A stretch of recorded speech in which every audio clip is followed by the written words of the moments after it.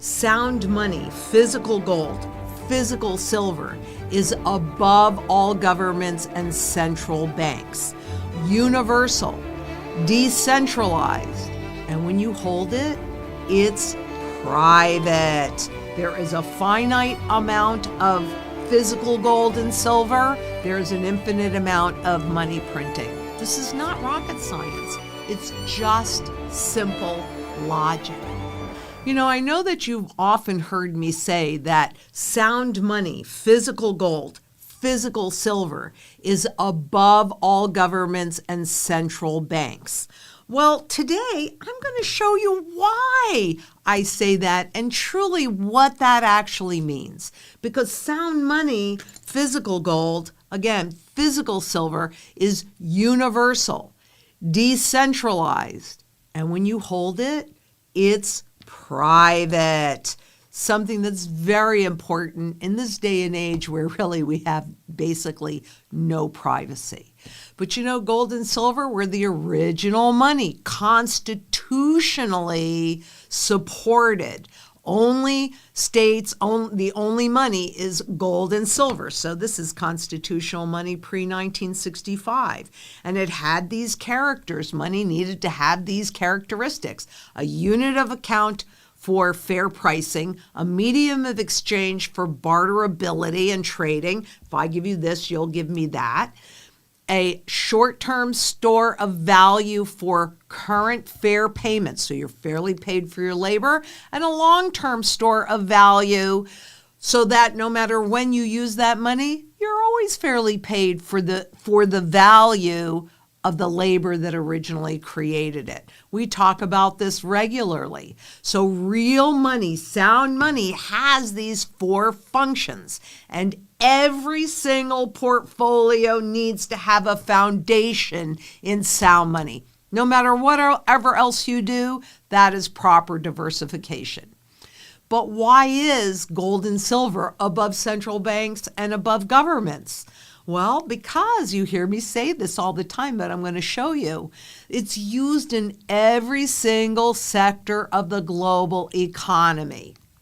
So that's really what puts it above that. It's above all governments, all central banks, because of that supply and demand factor. There is a finite amount of physical gold and silver. There's an infinite amount of money printing. But let me show you the different places that they're used. We don't have to go through each individual one. I just put these into categories and their different users for gold on one side and silver on the other. This is for government and financial system. So you can see the gold and silver uses here. Here's industrial and commercial uses. You can see the uses of gold and silver here. I mean, this is a pretty substantial listing, don't you think? This is for consumer and luxury goods. Can you see all of the line items and the way that physical gold and silver is used? And are you starting to get a sense for why it's above governments and central bankers, which are all localized? It's also used in bullion and the numismatic, both gold and silver. And then finally, technology and innovation. So if I ran all of those line items down, can you see when I say to you that it has the broadest base of functionality and the broadest base of buyer? Because every single one of those many line items for physical gold and physical silver, that's demand. But things like US dollars or any fiat money, intangible stocks that can only be converted into this garbage, Bitcoin and cryptocurrencies, bonds, all of those things that are dollar or currency denominated. How many places are those things used in? One place.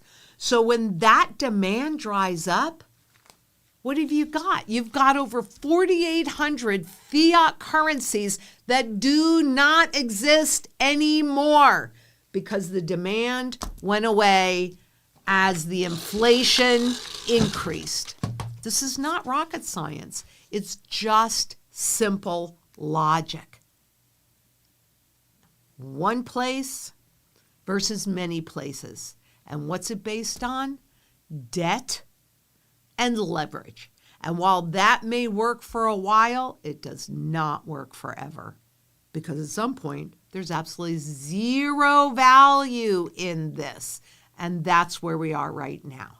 Because there is a finite amount of anything physical, gold and silver. So let's take a look at that.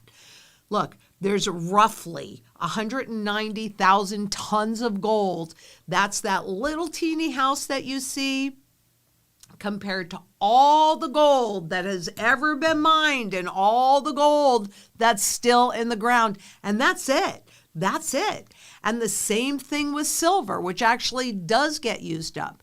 And you can see that there's a lot more silver that has been mined than gold.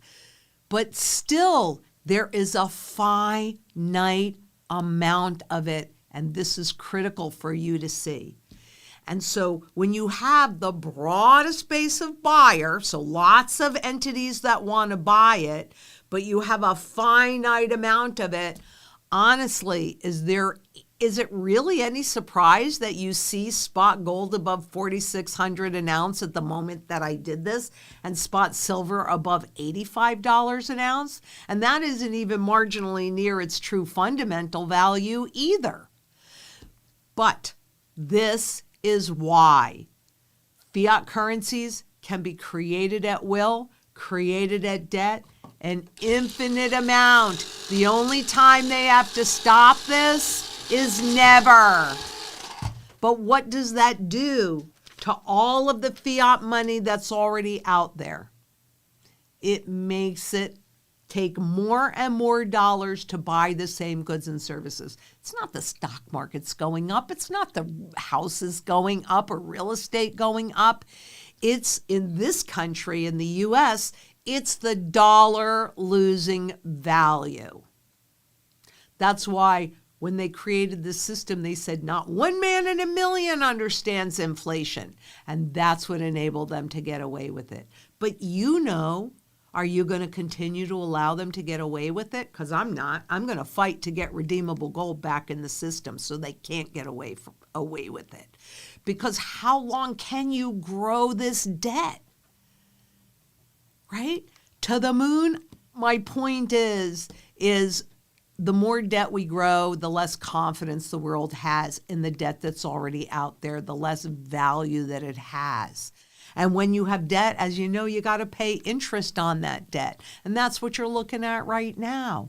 And that interest has gone exponential since in 2022, global central banks started to raise the interest rates on the debt to fight the inflation, because I want you to keep in mind that there's only one way to fight inflation, and that's with deflation. That's why they raised the interest rates, so fewer people would borrow and spend. The problem is they never really tightened credit availability, so all of that blah, blah, blah talk is just garbage, right? This continues to be the loosest economic conditions ever, but we still have to pay that interest on the debt, let alone the debt. And this at the same time that what's happening, the world is turning away from our debt. This is really a run on the dollar. And when did that start? 2008, when the system died. But they need these things to happen over a long period of time so that the public doesn't really understand what's happening and they don't move to protect themselves with sound money. And also food, water, energy, security, barterability, wealth preservation, community, and shelter. It is critical that no matter where you are in the world, you are as independent and self-sufficient as possible. Because the people that are in the know are liquidating. They're getting out. They are transferring the risk. They are transferring the problems to you. What are you going to do about it? Do you want something that they can control? Or do you really want something that is above all governments and central bankers? Because into the first half of this year, central bank gold buyer has picked up pace in recent months. You think? Because I do. And why would they do that? Because who knows more? Oh, I wish that would happen to them. But frankly, who knows more about what they're doing to the currency than central bankers? I personally think you should do what the smartest guys in the room on any given topic are doing for themselves. And the smart money is in gold and silver. And the smarter money is working with me on a global movement, a global sound money movement to get redeemable gold back in the system again so that governments and central banks can no longer abuse us. What a concept. Take your power back. Take our power back. Let's make a positive difference for the world. If we come together, we can do that. And until next we meet, please be safe out there. Bye-bye.